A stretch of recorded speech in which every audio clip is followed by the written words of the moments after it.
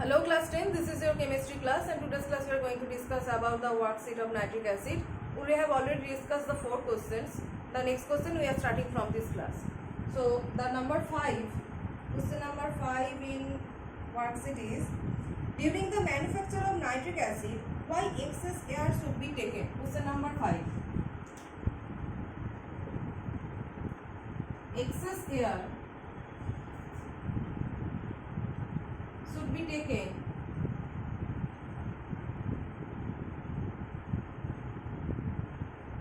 during the manufacture of nitric acid. So during the manufacture of nitric acid, why excess air should be taken? So you know that in the preparation of nitric acid, that is manufacture of nitric acid, there are 5 different stages, total 5 different stages, and in maximum stages, that is air or oxygen is utilized. Oxygen is used in all the stages of the reaction actually. So total 5 stages, and in all stages oxygen is utilized actually. So it is required in excess amount, and all the reactions are actually reversible. That is, along with the forward reaction, backward reaction is also happening. So excess of reactants favors the forward reaction. So 2 reasons are there. One is that oxygen is required. Oxygen is required in all stages of the preparation. Oxygen is required in all stages of the preparation.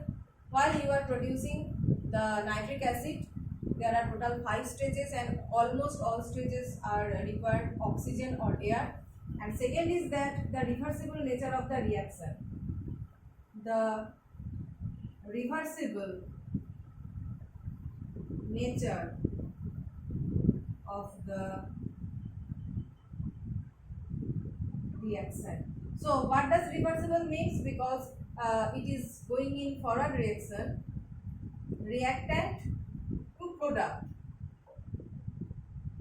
This is forward reaction, and product to reactant, this is backward reaction.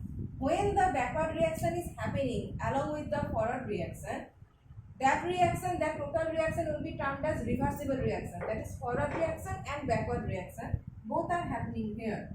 So when the forward reaction, when the reaction is reversible in nature, if we use the excess amount of the product is producing, but due to the reversible nature, the yield of the product is decreasing as the backward reaction is going on. As the backward reaction is going on, the yield of this product is decreasing. So to increase the yield of the product, if we add more amount of oxygen in this reactant side, if we add more amount of oxygen, then the product will be produced more.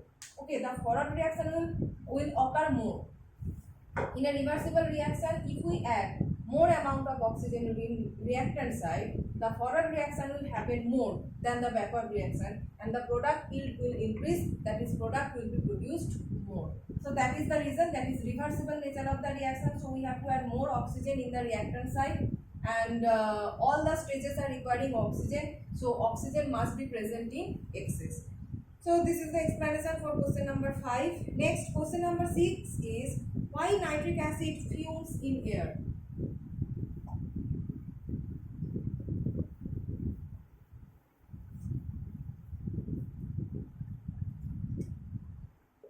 Nitric acid fumes in air. You know that nitric acid undergoes dissociation producing nitrogen dioxide. We have already discussed this, that nitric acid produces nitrogen dioxide gas. It undergoes dissociation reaction at high temperature. It easily undergoes dissociation producing nitrogen dioxide gas, and due to this produced nitrogen dioxide gas, we can see yellow fumes. Okay, yellow fumes of this. The color of this nitrogen dioxide gas is yellow, and as nitric acid is able to undergo dissociation reaction to produce nitrogen dioxide gas, and other products are water and oxygen. So due to this yellow color nitrogen dioxide gas, you know, nitric acid itself is of yellow color, and it fumes at room temperature due to the production of this NO2 gas. So this is the result of fuming nitric acid. Room temperature nitric acid is always fuming in nature. Yellow color or brown color. This is question number 6, and number 7 is during thunderstorm rainwater contains nitric acid. This is good question that you have to explain why during thunderstorm rainwater contains nitric acid. During thunderstorm rainwater contains HNO3. So there is a particular reaction happens during thunderstorm. You know, during thunderstorm, during lightning, thunderstorm means lightning happens during thunderstorm, and due to lightning the nitrogen and oxygen gas reacts.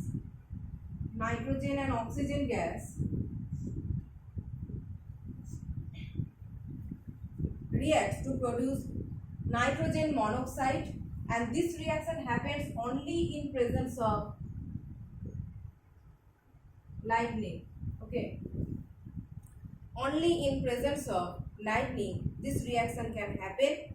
This produce nitrogen monoxide gas in the next step reacts with the oxygen. Oxygen is present in air, you know, and it produces nitrogen dioxide gas. Nitrogen dioxide gas, this is the balancing. This nitrogen dioxide gas now mixes with the rainwater. This nitrogen dioxide gas mixes with the rainwater and oxygen to produce nitric acid.